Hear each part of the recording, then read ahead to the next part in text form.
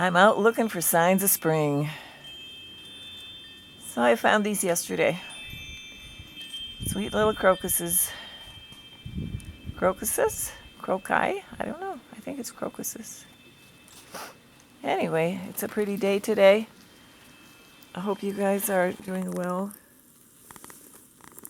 And while I'm looking for, signs of spring, I'm also considering and pondering my exit strategy. I've watched a lot of people exit this reality, and it's never been terrifically pretty, to say the least. I worked in hospitals for years and years and years, and it was always either they were out because they were in so much pain that they had to have tons of drugs, or they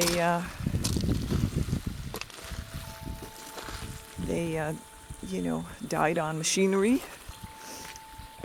that was keeping them alive artificially.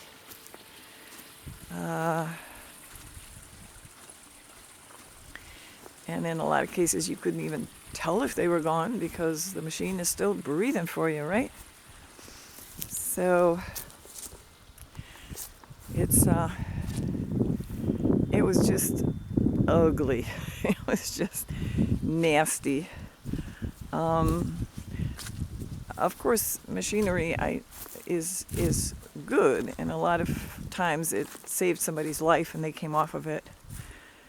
But back in the 70s and 80s, there were a lot of times when it just was the way people died, still hooked up to a machine.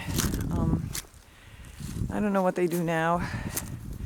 Sounds to me like the machines are actually killing them, so who knows what's going on now. We have a blue sky today, isn't that pretty? No sky crap. There are a few clouds. They kind of look natural. I don't know. You never know these days what's natural. But anyway. So this dying thing has been occupying my attention because, I'm getting up there. I'm 71, 72, I don't know, something like that.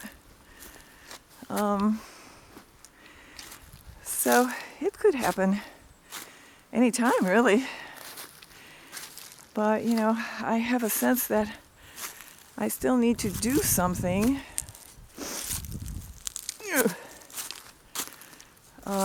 with myself.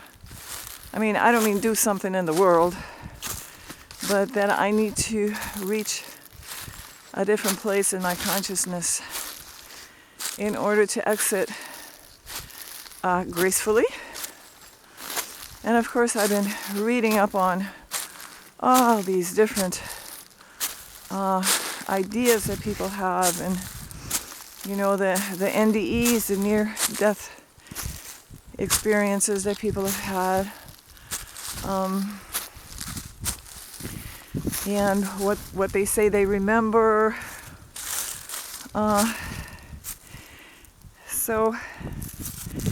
And there are as many different stories and scenarios as there are people. Some people have wonderful, beautiful experiences. Some people have horrible experiences.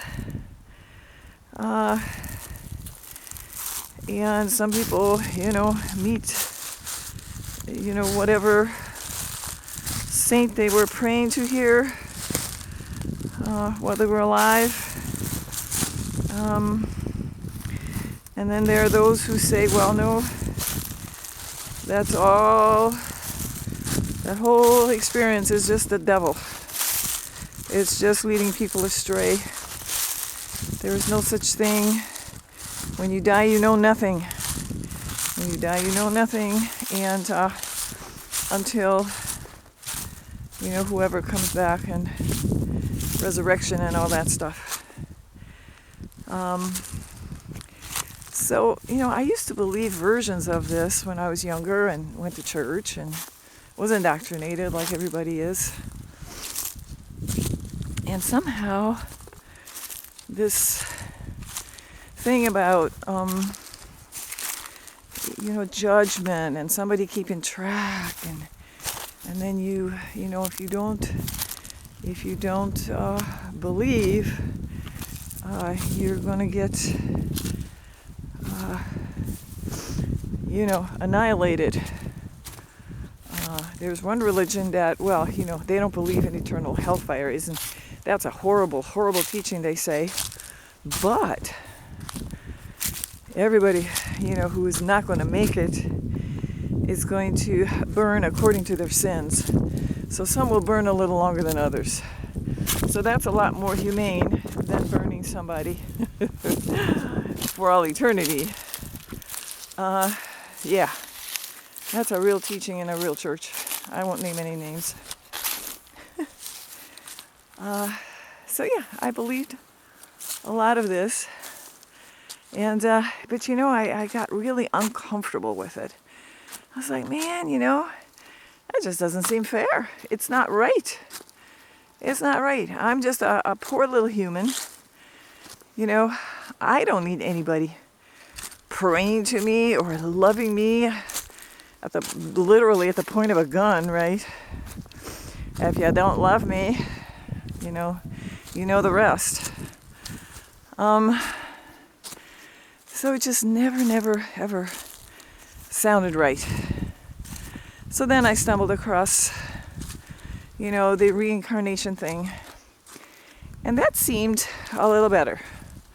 That seemed like it just made a little more sense to me. And karma and all that nonsense. So, and now, in the last 10 years or so, one runs across the idea that this reincarnation thing is a trap, that the entities who run this world, and this world it's a pretty rotten place if you think about it. I mean, there are nice parts about it, but so these creatures seem to need our energy. So they either talk us into reincarnating, or they just do it. There's some people say there's some sort of almost like a technology where they split your soul and shoot you back into the next body or whatever. So who knows? Who knows? It's none of it none of it appeals to me. So I can only go by my experience, right? But what I know. And I have run into a couple of, I think, true spiritual teachers, and they teach meditation. Adyashanti actually also talks about prayer, and he talks about Bible stuff. Of course, he doesn't interpret it the way churches do, but anyway, he does do that. My Adyashanti, I've never met. I don't think I ever will, especially now that we travel is so not part of our repertoire anymore. So Adyashanti, though I resonate with his teachings. I mean, somehow I just I just resonate with it. So, and I think he's the real deal. The other teacher, I happened to come across one of his books in 2000. His name is Michael Mamas, Mamas. And he's another one that I think knows what he's talking about, and he's able to explain it to you, and he's able to nudge you towards yourself, basically. So, how I understand it is that, the universe is pretty much made of energy, right? Our reality is just energy, really solid, solid energy. So if you bang your head against the wall, it hurts. Um, but energy is kind of like water, so energy uh, kind of flows towards its own, yeah? Birds of a feather flock together, sort of thing. I think humans do the same thing. And, everybody knows about energy. I mean, compare how a stadium full of people feels, when you're in a stadium full of people, or you're out in the woods, or you're at a carnival, or you're in a cemetery. So, it's different energies. Different people have different energies too. So, I think many of us, lots of us, most of us maybe,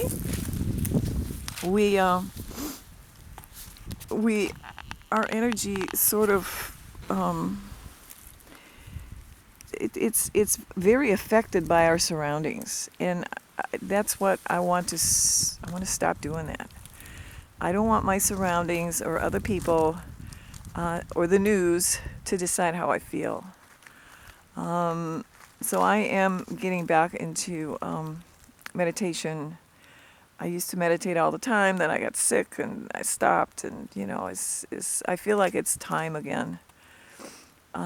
Especially if I want to sort of, I don't know if it's the right word to say I'm in control of things when I die, but I want my consciousness, I want my system to be used to being in that certain place that you experience yourself in when you go into meditation, into, deep meditation. So I would think that when you are on your way out, if you can get into that space that you've practiced being in, that you'll come out on the other side in a fairly peaceful place, whatever that is going to be. I don't know. I don't know what that's going to be.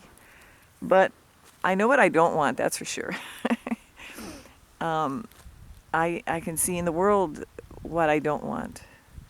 So peace is something I do want. I don't want excitement anymore. People say, "Oh, it's boring. If there's no excitement, I can do without this excitement that we're having right now." And I really could have done with a lot of other excitement that I created for myself, which is just done out of, ignorance. And they say that if you, and it again, it's about energy, and if you are attached to things here, to people, to pets, to activities, to your own body, anything that you're attached to will kind of drag with you into the afterlife. Now, if you don't believe in an afterlife, just shut the thing off. It doesn't really matter what anybody believes in. But attachment is a biggie. So one thing I'm working on is loving people and being there for people, but not being attached. So for me, that's huge. And I think for a lot of us, that's huge, especially if you have children. I don't have children, but I have nieces and nephews and great-grandnephews, and I love them to pieces. But, I need to know that they are here, doing their own thing. They have their own lives to lead. And I need to just butt out. So that's my challenge, is loving people without being attached.